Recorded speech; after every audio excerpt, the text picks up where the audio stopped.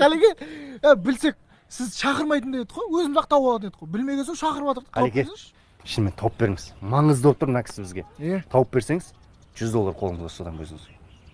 Қалдыбай, ұятың жоқ екен, осыдан 20 жыл бұрын сол алтынға бола біз тастап кеткен адамды қалай сен іздеп атсың? Менің көңіліме қарамасаң да, Мансардың көңіліне қараса, қаяу түседі ғой көңіліне. Жоқ, мама, бәрі нормально.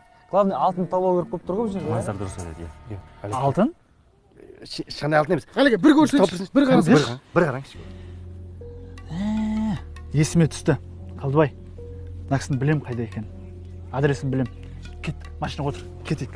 Отырыңдар, отыр. Жеже отырыңыз. Тоқта. Не болды қазір? Қазір заң бойынша көлікке 3 адамнан артық отыруға болмайды. Біз заңға саймыз ғой онда, сіз қалай беріңіз онда?